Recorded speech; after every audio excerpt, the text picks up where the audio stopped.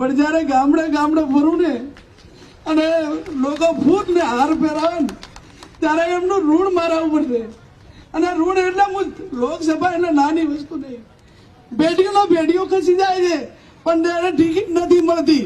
અને આ બનાસકાંઠાની પ્રજાના ભરોસે જયારે મને ટિકિટ આપી દે ત્યારે હે ભગવાન કૃષ્ણ કનૈયા મારી નાવ તારજે અને મારા બનાસકાંઠાને સુરક્ષિત રાખજે, એની ભાઈચારાની ભાવના રાખજે. આટલું કઈ વિરમું છું. જય હિન્દ, જય ભારત. આખી દુનિયાને દશામાં ના નડે અને આપણાને નડે, બરોબર? એટલે આ દશામાનાથી વર્તો કરીને ઘરેથી દશા બિહારવાની પ્રથા છે એ કોઈ પણ બેન દીકરીએ દશામાના વર્ત હવે કરવાના નહીં. અને જેને દશામાં નડે એ બધા માને મારે એ મેલ દીધો. હું એકલી ગાડી ફેરું છું, દશામાં મારા ભેગા ગાડી ભરશે. અને નડે તો મને નડે, તમને કોઈ નડશે નહીં, બરોબર ને? પછી આ ભુવાનું ને એનું રહ્યું ને એ કંટ્રોલ મારું છે, પણ મહેરબાની કરીને કોઈ ભુવામાં ફસાતા નહીં. તમારું જે કર્મ છે એનું એ જ અગત્યનું છે. જેવું કર્મ કરશો એવું ભોગવશો. અને એવા તમને બ્રહ્મ ઘાલશે કે તમને આર્થિક બરબાદ કરશે, સામાજિક બરબાદ કરશે, કુટુંબમાં બરબાદી લાવશે. અને એવી વેમ ઘાલશે તો આખો પરિવાર વેરવિખેર કરશે. એટલે મહેરબાની કરીને કોઈ પણ પ્રકારનું દખ હોય તો ડોક્ટરને બતાવવું, હગાવાલાને બતાવવું, એને વાત કરવાની. કોઈ પણ અકળામણ હોય તો વાત કરવાની. 5 જણા મિત્રોને કહેવાનું, પણ ચાહે અંધશ્રદ્ધામાં આવવાનું ને.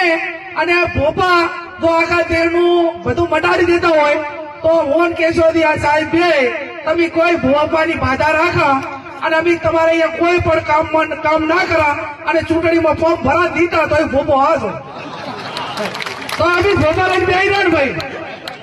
તો સવારે 5 વાગે ઉઠીને રાતે વગાતા સુધી બાધામાં શેર છૂટ લઈને ફરવાનું કોઈ કારણ કરો તો મારા ભોપો જીતાડી દે. એટલે ચાહે ભોપાની વાતરી જે ભોપા હોય માફ કરે, નકર પછી પેલા આપણને ના નડે ભાગ, બરોબર?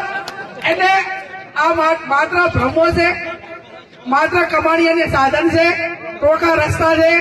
લોકોની માનસિકતા એની સમજણ કેટલી છે, એની મગજની કેપેસિટી કેટલી છે એ નક્કી કરીને ભ્રમમાં ઘાલતા હોય છે. એટલે મહેરબાની કરીને કોઈ પણ પ્રકારની તકલીફ હોય તો જેનો જે નિષ્ણાત હોય એના કરી દઉં.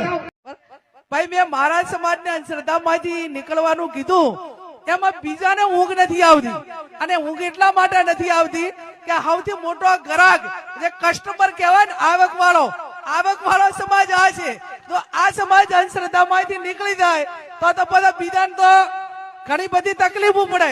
અને તકલીફો પડે એટલા માટે કરીને અને